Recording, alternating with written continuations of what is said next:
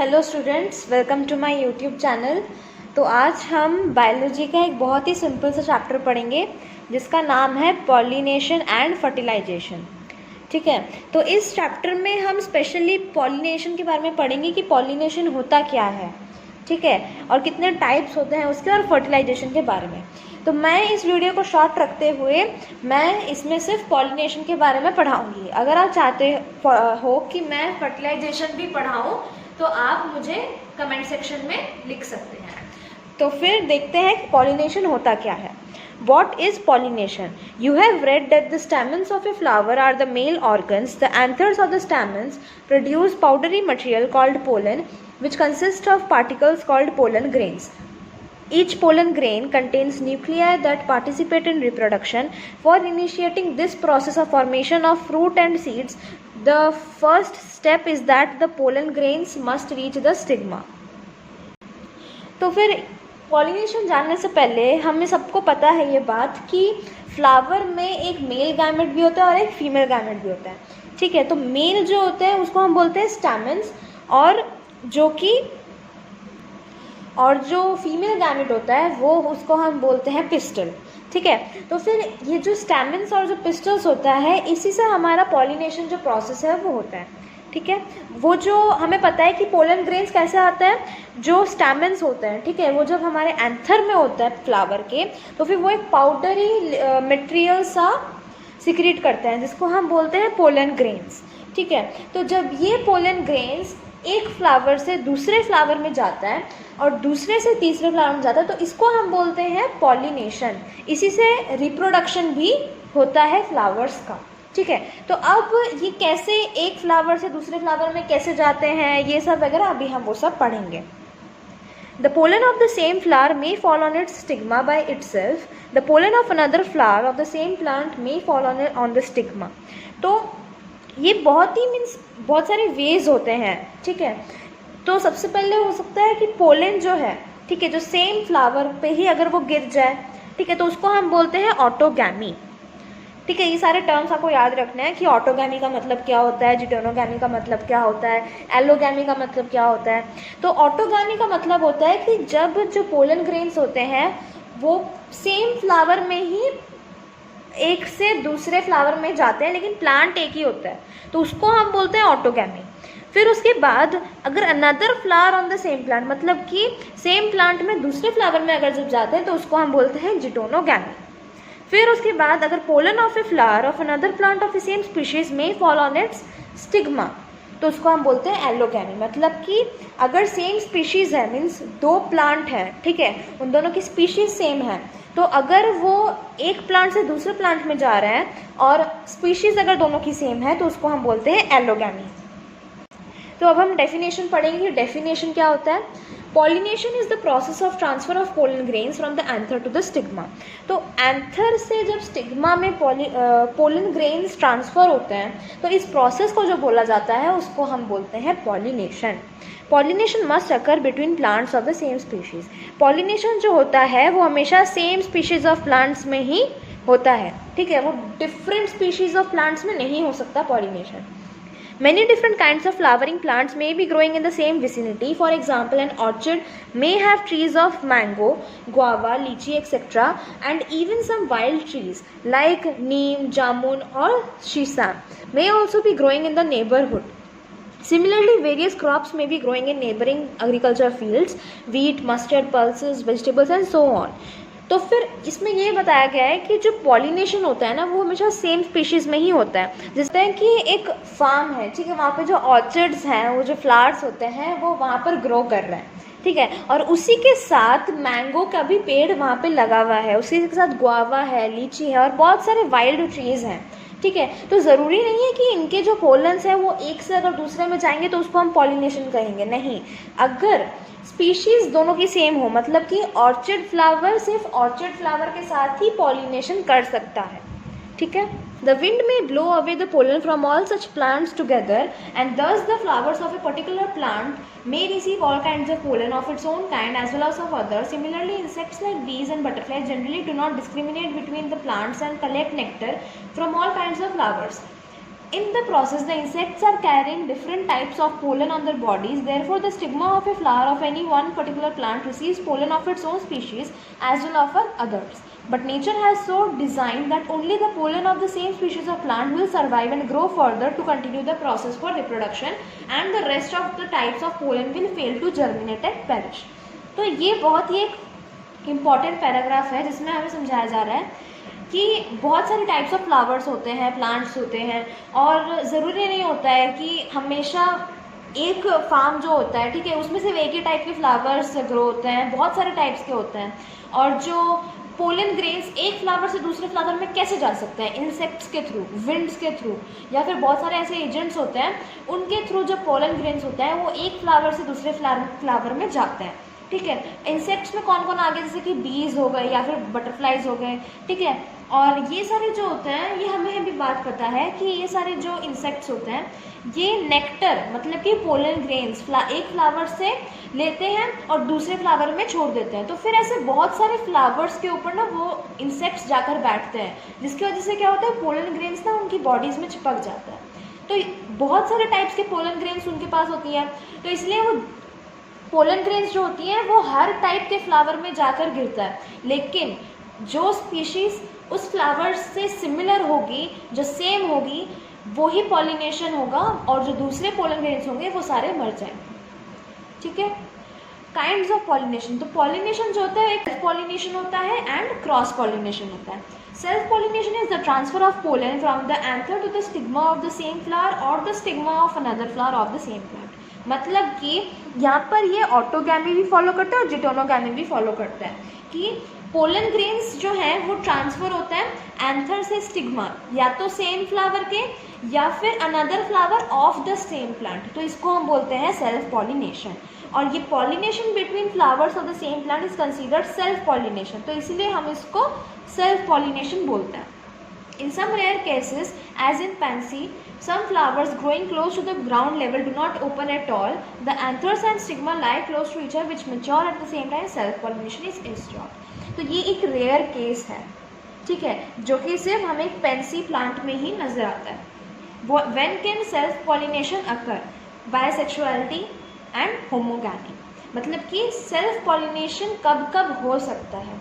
Bisexuality, self pollination can occur in bisexual flowers, that is in flowers having both male and female organs, or it can also occur in such unisexual flowers where both male and female flowers are born on the same plant. तो इसका क्या मतलब है कि self pollination जो होता है वो बाइसेक्सुअल फ्लावर्स में हो सकता है या तो फिर यूनिसेक्सुअल फ्लावर्स में हो सकता है. बाइसेक्सुअल का मतलब होता है वो फ्लावर जिसमें मेल एंड फीमेल गैमेट्स दोनों प्रेजेंट हो, या फिर यूनिसेक्सुअल क्या होता है कि जिसमें मेल और फीमेल फ्लावर्स जो होते हैं वो एक ही प्लांट में होते हैं. वरना कुछ बाइसेक्सुअल ऐसे होता है कि फ्लावर्स में ही मेल एंड फीमेल गैमेट्स होते हैं. फिर उसके बाद homogamy. To ensure self pollination it is necessary that the anther and the stigma of a flower must mature at the same time. Homogamy का मतलब होता है कि सेल्फ पॉलिनेशन के लिए कोई प्लांट्स में ऐसा होता है कि एंथर और स्टिग्मा जो होते हैं फ्लावर के वो दोनों साथ में मैच्योर कर जाते हैं. लेकिन जो दूसरे टाइप के फ्लावर्स होते हैं जैसे यूनिसेक्सुअल या बाइसेक्सुअल, उसमें कुछ अलग चेंजेस हमें दिखने को मिलते हैं. फिर एडवांटेजेस ऑफ सेल्फ पॉलिनेशन क्या है?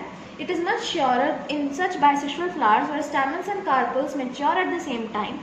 Parental characters are preserved. There is no wastage of pollen grains. The flowers need to not to be large and showy. Scent and nectar need not to be produced by flowers. All the above advantages mean great economy on the part of the plant.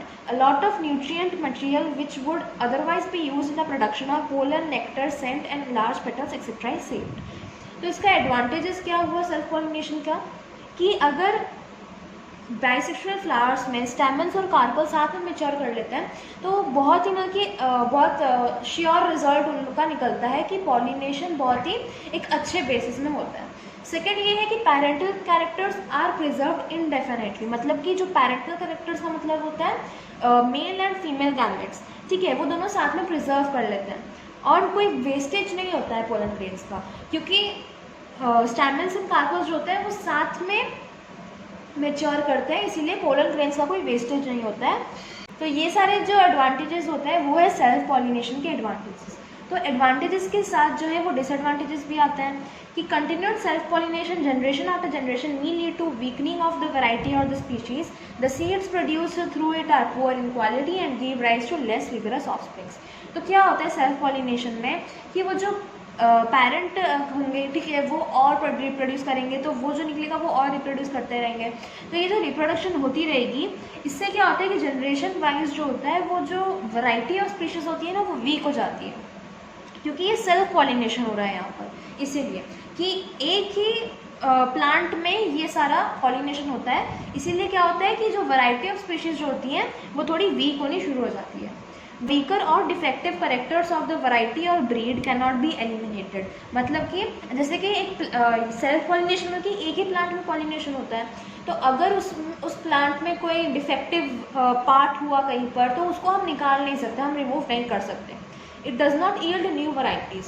मतलब कि जैसे कि आप self pollination एक रोज़ plant में हो रहा है, तो हमें ये पता है कि रोज़ प्लांट अगर पॉलिनेट करेगा तो फिर उसको क्या कौन से टाइप के प्लांट्स रिप्रोड्यूस करेगा, ऑब्वियसली रोज़ ही करेगा। तो इसलिए हम लोग को कोई नई वैराइटीज़ देखने को मिलती नहीं है। फिर अब आ गया है cross pollination. Cross pollination is the transfer of pollen from the anther of flower of one plant to the stigma of a flower of another plant of the same species. तो क्रॉस पॉलिनेशन जो होता है वो self pollination से बहुत अलग होता है। क्यों? क्योंकि पॉलिनेशन तो दोनों में सेम ही होता है कि पोलन ग्रेन्स जो होते हैं वो ट्रांसफ़र होते हैं एंथर से स्टिग्मा, लेकिन इसमें क्या होता है कि एक प्लांट से दूसरे प्लांट में जाता है। मीन्स एक प्लांट का जो फ्लावर है उसके एंथर से दूसरे प्लांट के फ्लावर के स्टिग्मा में जाता है, लेकिन दोनों प्लांट्स की स्पीशीज सेम होती है, ठीक है। तो इसलिए इसको क्रॉस पॉलिनेशन हम बोलते हैं। Advantages of cross pollination, the offsprings are healthier, the seeds produced are abundant and viable. Offsprings मतलब कि जो रिप्रोड्यूस करके जो हमें आउटकम मिलता है उसको हम बोलते हैं ऑफस्प्रिंग्स, और वो हेल्दियर रहते हैं क्योंकि बहुत सारी वैराइटीज़ भी हमें देखने को मिलती है, और जो सीड्स होते हैं वो बहुत अबंडेंट भी होते हैं। Is may be produced by cross pollinating two different varieties. तो मैंने अभी जैसे कहा कि न्यू वैराइटीज़ भी हमें देखने को मिलती है क्योंकि दो प्लांट्स जो हैं, ठीक है, दोनों की अलग अलग स्पेसिफिकेशंस होती हैं। इसीलिए क्या होता है कि इसलिए हमें जब वो दोनों पॉलिनेट करते हैं तो हमें न्यू वैराइटीज़ दिखने को मिलती हैं। अब डिसएडवांटेजेस क्या हो गया? The pollination is not always certain because some pollinating agent is always needed which may और may not be available at the proper time. Cross pollination के लिए जो एजेंट्स चाहिए होते हैं पॉलिनेशन के लिए वो बहुत ही इंपॉर्टेंट होते हैं, क्योंकि सेल्फ पॉलिनेशन में तो एक ही प्लांट में होता है पॉलिनेशन, तो इसलिए उसमें इतना ज़रूरत नहीं होता है, लेकिन agents are very much important in cross pollination. The pollen has to be produced in large quantity to ensure chances of pollination, which means a lot of wastage of pollen. मतलब कि यहाँ पर ये है कि पोलन ग्रेन्स जो होते हैं वो मतलब कि बहुत सारा उनका प्रोडक्शन चाहिए, क्योंकि अगर वो एक प्लांट से दूसरे प्लांट में जा रहे हैं तो अगर कुछ मिस हो गए कुछ पोलन ग्रेन्स या फिर पोलन ग्रेन्स रहे ही नहीं, तो इसीलिए क्या होता है कि ये बहुत सारा वेस्टेज ऑफ पोलन ग्रेन्स भी होता है। The process is uneconomical for the plant because the flowers have to be large, colored, scented and have to be produce nectar. तो ये बहुत अनइकोनॉमिकल है क्योंकि क्रॉस पॉलिनेशन के लिए उन फ्लावर्स को बहुत लार्ज, कलर्ड और बहुत अट्रैक्टिव और सेंटेड होना बहुत ज़रूरी है, क्योंकि एजेंट्स जो होते हैं पॉलिनेशन के लिए वो होते हैं इंसेक्ट्स, ठीक है। तो इंसेक्ट्स तभी फ्लावर्स के ऊपर जाके बैठेंगे जब तक वो अट्रैक्टिव होंगे, सेंट वाले होंगे, तो इस और बड़े होंगे थोड़ा, तो तभी जाकर क्रॉस पॉलिनेशन उन प्लांट्स में हो सकता है। डिफरेंस क्या है? यहाँ पर डिफरेंस दे रखा है, आप ये अच्छी तरह से पढ़ सकते हैं। Nature favours cross pollination. The vast majority of flowering plants are cross pollinated. Some of the various devices or the conditions which favor cross pollination are as follows. Favours cross pollination का मतलब है कि बहुत सारे flowering plants जो होते हैं वो ज़्यादातर क्रॉस पॉलिनेट ही करते हैं, और बहुत सारे ऐसे क्या क्या मीन्स फेवर्स होते हैं। एक तो यूनिसेक्सुअलिटी, मतलब कि जो फ्लावर्स होते हैं या तो फिर आइदर मेल होते हैं या फिर फीमेल होते हैं, ठीक है। तो इसकी वजह से क्या होता है कि वो एक प्लांट से दूसरे प्लांट में जा सकते हैं। मीन्स पॉलिनेशन तो वैसे ही होगा ना, जब तक वो मेल गैमेट और फीमेल गैमेट साथ में उनकी रिप्रोडक्शन नहीं करेंगे तब तक तो क्रॉस पॉलिनेशन या फिर पॉलिनेशन होगा नहीं। तो इसीलिए जो प्लांट्स जो होते हैं जिसमें सिर्फ मेल गैमेट होता है या फिर सिर्फ फीमेल गैमेट होता है, ठीक है, उसके लिए ये क्रॉस पॉलिनेशन एक बहुत ही ईजी वे होता है। For example palms and papaya, ये सारे जो होते हैं ये सारे बहुत मतलब कि फ्रीक्वेंटली क्रॉस पॉलिनेशन करते हैं। फिर उसके बाद dichogamy, different types of maturation of androecium and gynoecium in many bisexual flowers, the anthers and stigma of the same flower mature at the different times. तो डाइकोगैमी का मतलब होता है कि मैच्योरेशन डिफरेंट होती है, मतलब कि दो प्लांट्स हैं, ठीक है, एक में एंथर है एक में स्टिग्मा है, ठीक है, तो दोनों की जो मैच्योरेशन टाइम होती है कभी कभी डिफरेंट होती है, ठीक है। तो इसकी वजह से क्या होता है कि हमें न्यू वैरायटीज़ भी देखने को मिलती हैं और ये क्रॉस पॉलिनेशन जो होता है वो बहुत ईजियर भी हो जाता है। जैसे कि कुछ प्लांट्स होते हैं जिसमें एंथर्स ऑफ द फ्लावर जो होता है वो ज़्यादा जल्दी मैच्योर कर देते हैं स्टिग्मा से, जिसको हम बोलते हैं प्रोटैंड्री। और दूसरा है प्रोटोगाइनी। प्रोटोगाइनी का मतलब होता है वो प्लांट जिसमें स्टिग्मा जो होता है फ्लावर के वो बहुत जल्दी मैच्योर कर लेते हैं। Self sterility, herkogamy and heterostyly. Self sterility का मतलब होता है वो कंडीशन जिसमें स्टिग्मा जो है जब पोलन ग्रेन्स रिसीव करते हैं एंथर से और जब pollen fails to undergo further growth, मतलब कि जो कुछ कुछ पोलन ग्रेन्स ऐसे होते हैं जो कि ग्रोथ नहीं कर पाते हैं, ठीक है, उनका कुछ मतलब कि यूज़ नहीं हो पाता रिप्रोडक्शन में। तो ऐसे केसेस को हम बोलते हैं कि अगर पोलन ग्रेन्स एक प्लांट से दूसरे प्लांट में गया और सेम स्पीशीज़ का हुआ तो फिर वो प्रोसेस जो है वो बहुत मतलब कि सेट हो जाता है, वो ईजी हो जाता है। तो इसीलिए क्रॉस पॉलिनेशन जो है वहाँ पर बहुत ईजी वे कर देता है टू पॉलिनेट। हर्कोगैमी का मतलब होता है मैकेनिकल और structural barriers. In some flowers, the pollen of a flower cannot reach the stigma of the same flower. For example, a hood covering the stigma acts as a mechanical barrier. Acts as a mechanical barrier in pansy flowers, iris, etc. हर्कोगैमी का मतलब होता है कि वो flowers जो कि same flower है, ठीक है, सेम प्लांट में है, लेकिन पोलन ग्रेन्स जो है वो स्टिग्मा से एंथर में नहीं जा पा रहे हैं, तो इसीलिए क्या होता है ये एक मैकेनिकल बैरियर या फिर स्ट्रक्चरल बैरियर हम इसको बोलते हैं। हेटेरोस्टाइली मतलब in such flowers the stigma and the anther grow at different heights which does not favour self pollination, कि मतलब कि एंथर और स्टिग्मा का साइज मतलब कि हाइट थोड़ा डिफरेंस होगा अगर, तो सेल्फ पॉलिनेशन में बहुत डिफिकल्टीज आ सकती हैं, तो इसलिए cross pollination is better than self pollination in some ways. अब हम पढ़ेंगे एजेंट्स ऑफ क्रॉस पॉलिनेशन की क्रॉस पॉलिनेशन के एजेंट्स क्या हैं। Insect pollinated, wind pollinated, water pollinated and बहुत सारे ऐसे एजेंट्स आते रहेंगे। तो पहला है हमारा इंसेक्ट पॉलिनेटेड, मतलब कि इंसेक्ट्स जो होते हैं वो एक मेजर एजेंट होते हैं for cross pollination. Insect pollinated को हम एंटोमोफिलस भी बोलते हैं।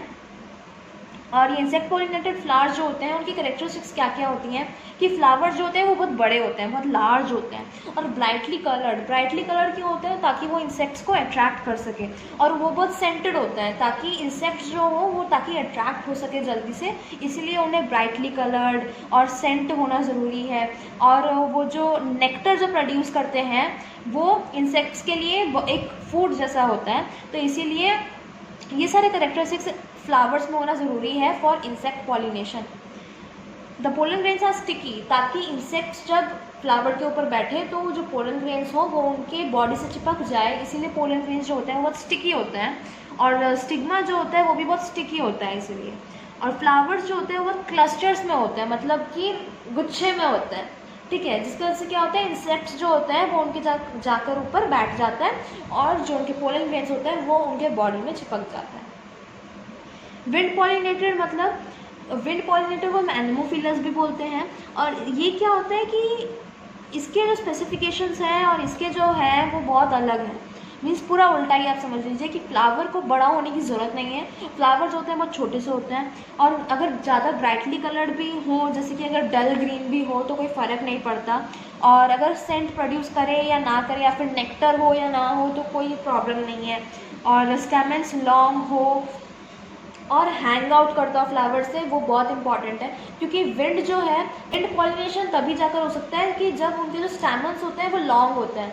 तो क्योंकि तब क्या होता है ना कि जो उनके पोलन ग्रेन्स होते हैं ना वो हवा के थ्रू, हवा का जो फोर्स होता है उसके थ्रू वो एक फ्लावर से दूसरे फ्लावर तक जाते हैं, ठीक है। तो इसलिए हम बोलते हैं कि wind pollinated flowers have stamens which are long and hang out of the flower to be expose to wind. फिर उसके बाद है the anthers are large loosely attach, मतलब कि एंथर्स जो होते हैं वो बहुत लूजली अटैच्ड होते हैं, सो दैट ताकि क्या हो सके कि एक थोड़ी सी भी हवा का जो प्रेशर उनका लगेगा तो फिर भी वो मूव कर सके। और जो पोलन जो होता है वो बहुत लार्ज क्वांटिटीज़ में प्रोड्यूस करता है, और पोलन ग्रेन्स जो होता है वो लाइट ड्राई स्मूथ होता है ताकि वो विंड के साथ फ्लो हो सकें। और स्टिग्मास जो होते हैं वो बहुत फेदरी होते हैं और they hang out of the flower to trap the pollen grains. Water pollinated को हम हाइड्रोफिलस भी बोलते हैं। ये फ्लावर्स जो होते हैं वो ज़्यादातर एक्वाटिक प्लांट्स में दिखने को मिलता है। वाटर पॉलिनेटेड से क्या होता है, इसकी कैरेक्टरिस्टिक्स क्या है कि पोलन ग्रेन्स जो होते हैं वो लार्ज नंबर्स में क्रिएट किए जाते हैं, ठीक है। और in some plants the pollen grains have a specific gravity almost equal to that of water so that they remain floating. In some special cases male flowers such as they float on the surface of water till they meet female flowers, for example वेलिसनेविया।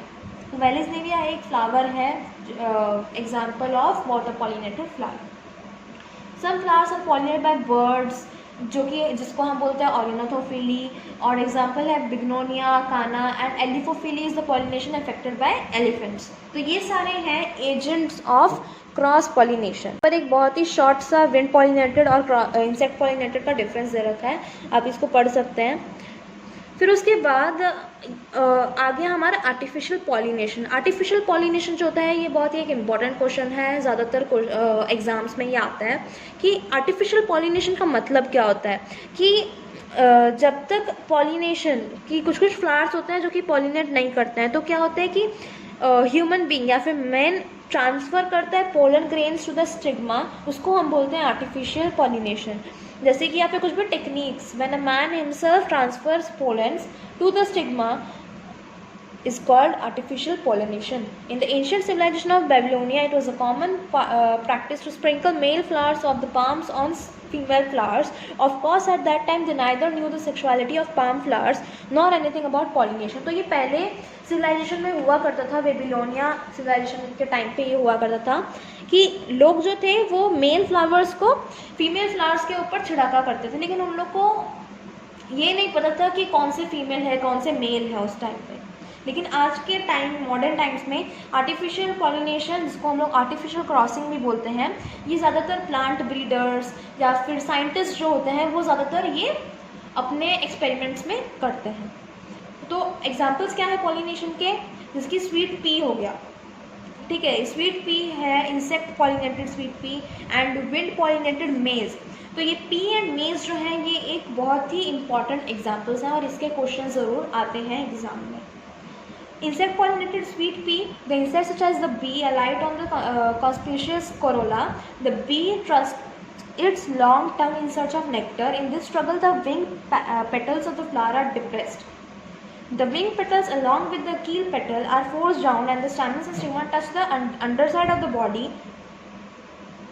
of the insects. If this insect has already visited another flower, it may have some pollen sticking to the body. तो ये एक बहुत ही छोटा सा description लिख रखा है कि इंसेक्ट पॉलिनेशन कैसे होता है।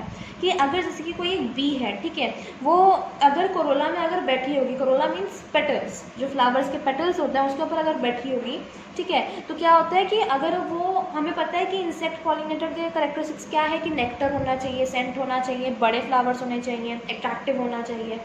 तो इसके लिए क्या होता है कि जब वो नेक्टर खोजती है एक फ्लावर में, तो क्या होता है कि जो विंग जो पेटल्स होते हैं ना उसके, वो ना और भी खुल जाता है, जिसकी वजह से क्या होता है कि जो स्टिग्मा और एंथर होता है ना वो टच होने लग जाता है, जिसकी वजह से क्या होता है कि पोलन ग्रेन्स जो होता है वो स्टिग्मा को चले जाता है। और या तो फिर बी जो होती है वो अगर किसी और फ्लावर से आई हो, ठीक है, तो उसके बॉडी में पोलन ग्रेन्स कुछ ना कुछ ज़रूर होंगे। So, however, cross-pollination does not take place. There is every chance of self-pollination in this case, since both the stamens and the carpels are enclosed within the keel and are more or less at the same level. मतलब कि अब जब anther and stigma touch हो गए तो pollen grains transfer हो गए, ठीक है, तो ये इसको तो हम सेल्फ पॉलिनेशन बोलेंगे। तो यहाँ पर कोई क्रॉस पॉलिनेशन नहीं हो रहा है, ठीक है। तो ज़रूरी नहीं है कि एजेंट्स ऑफ क्रॉस पॉलिनेशन जो होते हैं वो सिर्फ क्रॉस पॉलिनेशन फॉलो करते हों, वो सेल्फ पॉलिनेशन भी कर सकते हैं। विंड पॉलिनेटेड मेज, तो it is brought by about the wind. As the wind blows, the pollen from the outwardly hanging anthers is blown away easily because the anthers are so loosely attached to the filament that the slightest will shake them. The pollen blown away by the wind may fall on the feathery stigmas of the female flowers, which have a large surface for this purpose. The male flowers mature earlier than the female ones, so that there are less chances for self pollination. तो मेज जो है वो cross pollination से होता है, और insect pollinated sweet pea जो है वो सेल्फ पॉलिनेशन से होता है. तो विंड पॉलिनेटेड मेज कैसे होता है, कि विंड पॉलिनेशन कैसे हो सकता है, हम इसको ये बोल सकते हैं कि जो पोलन ग्रेन्स होते हैं जो कि एंथर्स में लगे हुए होते हैं, जैसे हम कैरेक्टरिस्टिक्स जानते हैं इनका, कि जो एंथर्स होते हैं वो बहुत लॉन्ग होते हैं और वो हैंग आउट करते हैं फ्रॉम द फ्लावर.